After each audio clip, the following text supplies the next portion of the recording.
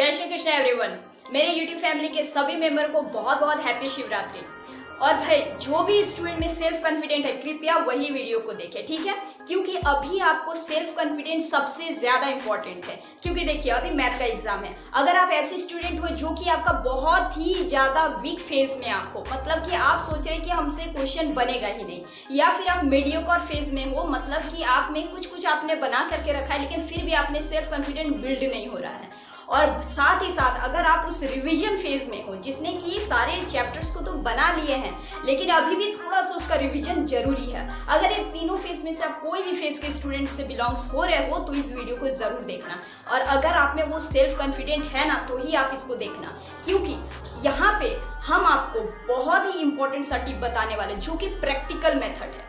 Practically आपको यहाँ पे सारी बातें को क्लियर आउट करूंगी। अगर आपने इस स्टेप को अगर फॉलो कर लिया ना तो आप 100% श्योर रहो कि आप एग्जाम जो दोगे मैथ का, जितना भी आप टेंशन लेकर के बैठो ना, आप सारा टेंशन आपका खत्म होने वाला है, ठीक है। अगर बिलीव नहीं होता तो वीडियो को लास्ट तक देखना। अगर एक भी बातें आपको अच्छी नहीं लगी तो फिर आप बताना मुझे, ठीक है, क्योंकि हर एक बातें यहाँ पे प्रैक्टिकल वे में करने वाले हैं। सो वीडियो को एंड तक देखना। अगर अच्छा लगे तो अपने कोई भी टेंशन भरे फ्रेंड अगर है जो कि मैथ के एग्जाम को लेकर के टेंशन है तो उसे जरूर से जरूर शेयर कर देना।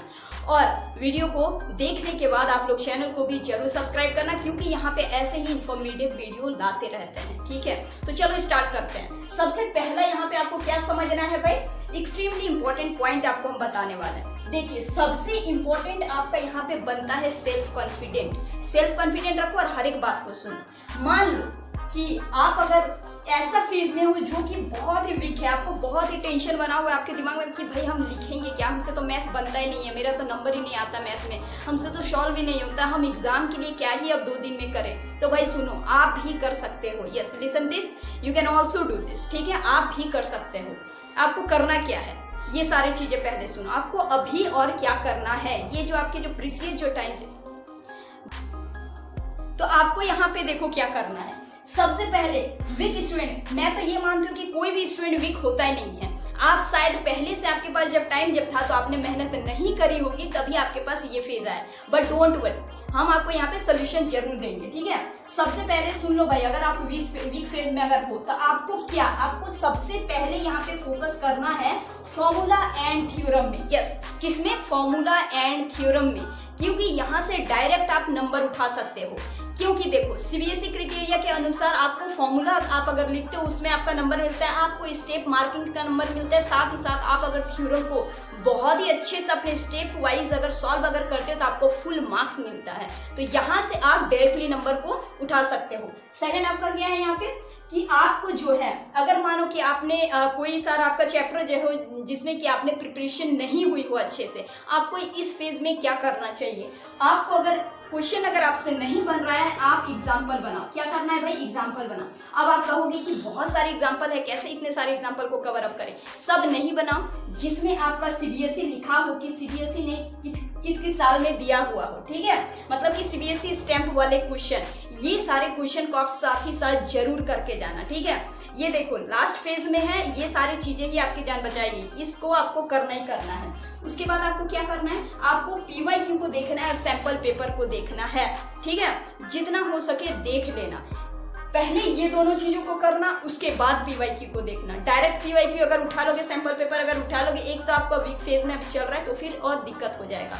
खैर आप भी जरूर सारे चीजों को कर लोगे, आप टेंशन बिल्कुल भी नहीं लेना है और माइंड को स्ट्रेस बिल्कुल भी नहीं करना। सेल्फ कॉन्फिडेंस पहले बोले थे ना, वही चीज को आपको अप्लाई करके ये सारी चीजों को फॉलो करना है। चलो इतना हो गया आपको।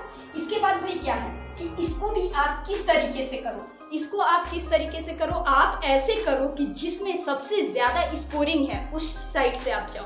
सबसे ज्यादा स्कोरिंग किसमें है, इसके प्रीवियस वीडियो में मैंने एक बनाया था कि स्कोरिंग आपका कौन से चैप्टर में सबसे ज्यादा है, सबसे ज्यादा वेटेज किसमें है, वो सारे देख लेना, ठीक है। जिसमें कि आपका सबसे पहले था algebra and then geometry, then trigonometry and then mensuration, इस वाइज आपको करना है, क्योंकि वो सारे चैप्टर में आप 60 to 65 नंबर ऐसे ही इजीली उठा लोगे। तो क्लियर है ना भाई, ऐसे करके आपको जाना है और आपको क्या क्या करना है यहाँ पे मैंने आपको कह दिया। ये हो गया बिग फेज के बारे में। अब देखो जो कि मीडियोकर है, मतलब कि मीडियम फेज जिनका है, उनको अभी क्या करना चाहिए।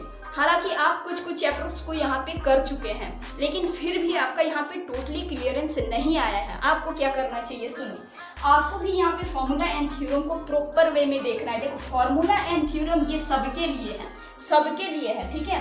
फॉर्मूला थ्योरम आपको प्रॉपर वे में देख लेना है। जो भी चीज़ आपने कर लिए हैं उसको आपको रिवीजन करना ही करना है। जो भी चीज़ आपका बच गया है उसमें आपको वीक वाले फेज के क्राइटेरिया को फॉलो करना है। मतलब कि सीबीएसई स्टेम वाले सारे एग्जाम्पल को बना डालो, ठीक है। अभी नया क्वेश्चन में बिल्कुल भी मत जाओ, इससे आपका सेल्फ कॉन्फिडेंस डिक्रीज होगा। नया चीज भी आप बिल्कुल भी मत देखो, उससे भी आपका सेल्फ कॉन्फिडेंस डिक्रीज होगा। क्योंकि जब आपसे क्वेश्चन बनते रहेगा ना तो अपने आप आपका बिल्ड हो जाएगा वो चीज और आपका डर भी चला जाएगा।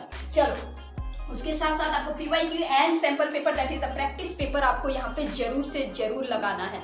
सबसे ज़्यादा हम लोगों को एनालिसिस सबसे ज़्यादा जानने को पीवाईक्यू से ही मिलता है। जो भी चीज़ें आप सुनते हो दूसरे की, आप खुद भी वो चीज़ एनालाइज करके निकाल सकते हो। चलो ये किसके लिए हो गया, ये मीडियम वाले के लिए हुआ। आपको भी कैसे करना है, जहाँ स्कोरिंग आपका चैप्टर है उसी से आपको करना है। सबसे पहले आपको क्या करना है, algebra, then geometry, then trigonometry and then mensuration, ठीक है। और ये सब को करते वक्त अब आपने इजी पार्ट को भी बिल्कुल भी स्किप मत करना, क्योंकि इजी से तो आप बहुत आसानी से नंबर भी ले सकते हो, ठीक है। तो वो सारी चीज़ों को जरूर देख लेना। चलो अब आते हैं यहाँ पे थोड़े पढ़ने वाले स्टूडेंट जिनका कि हो चुका है कंप्लीट एट लास्ट, लेकिन अभी भी थोड़ा सा आपका रिविजन जरूर है, ठीक है। अभी भी आपको यहाँ पे ओवर स्मार्ट बिल्कुल भी नहीं दिखाना है, क्योंकि ये जो लास्ट रिवीजन है यही आपको टॉपर बनाएगा, ठीक है भाई। और अगर चाहो तो सिर्फ इस फेज वाले स्टूडेंट ही टॉपर नहीं बनेंगे, आप अगर वीक में भी अगर आप हो ना तो भी आप बना सकते हो। बाकी आपको चाहिए क्या, सेल्फ कॉन्फिडेंट, क्लियर है। देखो आपको यहाँ पे क्या करना है, आप भी यहाँ पे फॉर्मूला प्लस थ्योरम देखना, पीवाईक्यू आपको भी देखना है एंड देन सैंपल पेपर आपको भी यहाँ पे देखना है। साथ ही साथ आपको रिविजन जरूर करना है। Revision is the most important. Success जो होता है ना कि वो रिविजन ही होता है। रिविजन यहाँ पे बिल्कुल भी मत छोड़ो। ऐसा क्वेश्चन को देख करके मत जाओ कि हाँ ये तो आता है, ये भी आता है, ये भी आता है, उसको एक बार बना के जाओ। और क्या है, आपको यहाँ पे क्या करना है, जो भी चीजें आप यहाँ पे कर रहे हो सारे आपको यहाँ पे अकॉर्डिंग टू सिलेबस करना है। ये तो सबसे पहली बात है, ठीक है। ये सारी चीज आई होप कि आपको पता ही होना चाहिए, ठीक है। इसके साथ साथ देखो कुछ चीजें मैं आपको यहाँ पे बताना चाहती हूँ कि एक चीज जो स्टूडेंट हमेशा अवॉइड कर देते हैं कि आपके जो प्री बोर्ड में जो क्वेश्चन जो आए थे या फिर आपके स्कूल में जो भी अपने इंडिविजुअल आपके स्कूल हैं उस स्कूल में आपने 10th क्लास में जितने भी एग्जाम्स दिए, जितने भी क्वेश्चन पेपर आपके पास अवेलेबल है, सबसे पहले उसको जरूर से जरूर करके जाना। क्योंकि वो जो है ना ये प्रैक्टिस सेट ये सबके पास है, ठीक है। बहुत सारे स्टूडेंट ऐसे भी है जो लोग बोलेंगे कि दीदी मेरे पास सैंपल सेट नहीं है या फिर पीवाईक्यू नहीं है या फिर बुक नहीं है, जो भी है, लेकिन ये जो प्रैक्टिस सेट है ना ये सबके पास है। यू हैव दिस, ठीक है, आपके पास ये है। इसको प्रैक्टिस करके जरूर जाने, इसको स्किप बिल्कुल भी नहीं करना है। अवॉइड बिल्कुल भी मत करना कि इधर उधर क्वेश्चन पेपर फेंक के जो रखे हुए हो निकालो और उसको भी सॉल्व जरूर करके जाना, ठीक है। तो चलो अब ये तो बात है। इसके साथ साथ आपको कुछ पॉइंट यहाँ पे ध्यान देना है। सबसे बड़ा पॉइंट जो होता है वो है टाइम मैनेजमेंट का। टाइम को हमेशा दिमाग में रख करके आपको बनाना है, चाहे either it is on revision phase, अभी आपका जो प्रीसियस टाइम जो चल रहा है इस फेज में, या फिर आप एग्जामिनेशन हॉल में जब बैठे हो उस फेज में। हर समय आपको समय का ध्यान रखना है, समझ रहे हो ना। 3 घंटा है तो आपको यहाँ पे 245 मिनट आपको ध्यान देना है। ये चीज आपको हमेशा दिमाग में रखना है ताकि आप अपने सारे क्वेश्चन को एक बार अच्छे से रिवीजन कर सको।